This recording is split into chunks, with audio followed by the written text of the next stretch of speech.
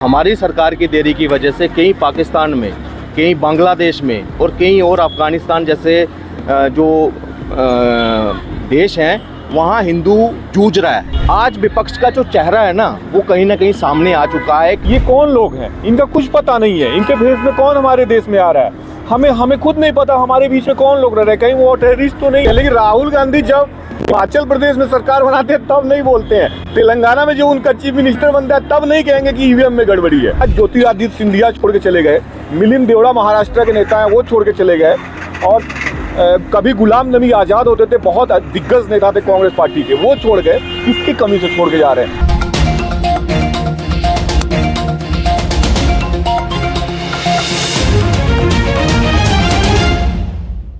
देख रहे हैं न्यूज़ 1 टुडे। इस वक्त हम मौजूद हैं सीपी में जनता के बीच। लोकसभा चुनाव से पहले एक बार फिर सियासत गर्मा गई है। उसका मुद्दा है CAA यानी नागरिकता संशोधन अधिनियम एक्ट 2024। आइए यहाँ के लोगों से जानते हैं इस एक्ट को लेकर उनका क्या बोलना है। आपका नाम? मेरा नाम पवन केसर है। इस एक्ट के बारे में आपने सुना है? जी बिल्कुल सुना है। इस पर आप क्या कहना चाहेंगे कि एक्ट लागू होना चाहिए? बिल्कुल लागू होना चाहिए। इवन सरकार ने देरी कर दी, और हमारी सरकार की देरी की वजह से कहीं पाकिस्तान में, कहीं बांग्लादेश में और कहीं और अफ़गानिस्तान जैसे जो देश हैं वहाँ हिंदू जूझ रहा है। उनके धार्मिक स्थानों पर आक्रमण कर रहे हैं वहाँ पे, और कहीं ना कहीं उनका फोर्सफुली कन्वर्जन हो रहा है, चाहे वो सिख है चाहे वो हिंदू हैं। वहाँ पे आपने पाकिस्तान की न्यूज़ देख रहे हैं। तो ये जितनी जल्दी यहाँ पे लागू हो जाए, हम सरकार से कहेंगे कि जल्दी एज सून एज पॉसिबल इसको इम्प्लीमेंट किया जाए, ताकि वहाँ के हिंदू जितने भी वहाँ माइनॉरिटी जो हैं वहाँ के, वो अपने आप को सुरक्षित फील करें और यहाँ आकर उनको नागरिकता मिल सके। विपक्ष इसका जमकर विरोध कर रही है। विपक्ष विरोध जो है वो करती रहेगी, क्योंकि आज विपक्ष का जो चेहरा है ना वो कहीं ना कहीं सामने आ चुका है, एक हिंदू विरोधी चेहरा। देखिए, ये जब बात आती है रोहिंग्या बांग्लादेशियों की, तब ये उनका समर्थन पे उतरते हैं, उनके लिए EWS फ्लैट तक की रेकमेंडेशन कर देते हैं। मगर वही जब पाकिस्तान से जो आए रिफ्यूजी थे, इन्होंने किसके साथ, मुझे क्या न्याय किसके साथ किया? जो वेस्ट पाकिस्तान रिफ्यूजी आए थे, जम्मू कश्मीर में थे, उनको वहाँ कोई अधिकार नहीं थे, वो किसके राज में थे? यही विपक्ष था वहाँ पे, मैक्सिमम मेजॉरिटी में यही गवर्नमेंट में रहे वहाँ पे। लोगों का कहना है कि केंद्र सरकार जातिवादी कर रही है इस कानून को लेकर। जातिवादी इन्होंने किया, तुष्टीकरण इनका हावी रहा। इन्होंने एक पक्ष को खुश करने के लिए जो बहुसंख्यक समाज था, हिंदू समाज था, उसकी अनदेखी की। आज उसी का परिणाम है, इनको दर दर भटकना पड़ रहा है।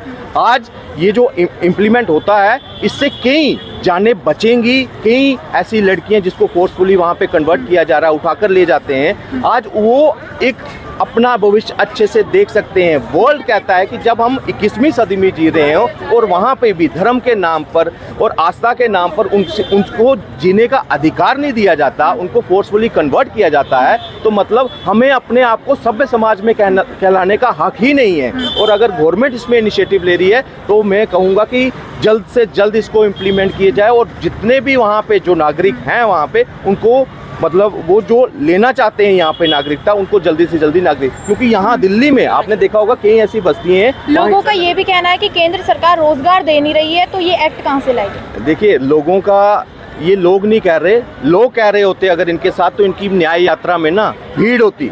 आज 2000 लोग नहीं है इनके साथ, 2000 अपने नेता तक वहाँ नहीं जा रहे। तो इसका यही है कि देश में रोजगार भी है।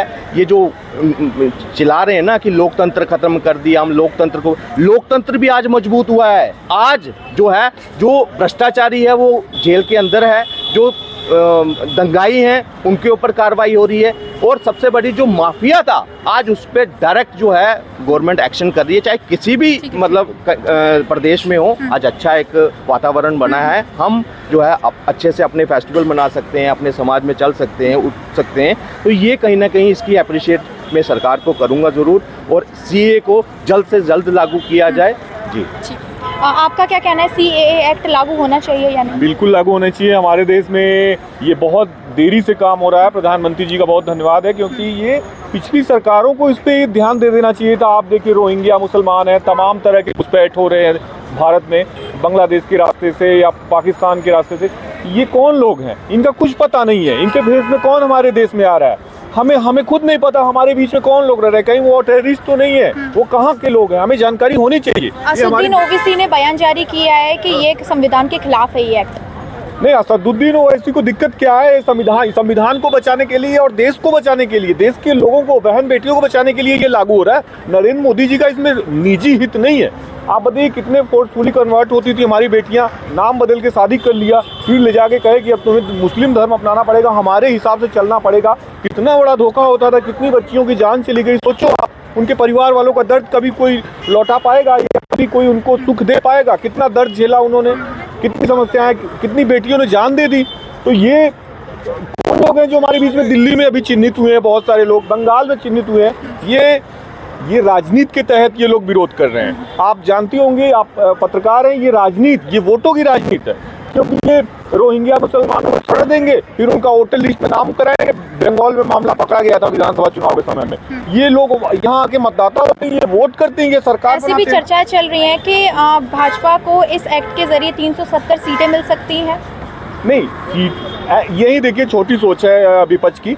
अब बताइए, जनता क्या इस देश की मूर्ख है या पागल है? वो तो जिसको देना है वो देगी। एक्ट से क्या मतलब है? चाहे यूसीसी लागू हो, सीए लागू हो, 370, इससे कोई फर्क नहीं। ये उनकी सोच है, क्योंकि वो ऐसा करते आ रहे हैं लंबे समय से। उन्होंने क्यों ये सीए लागू नहीं किया?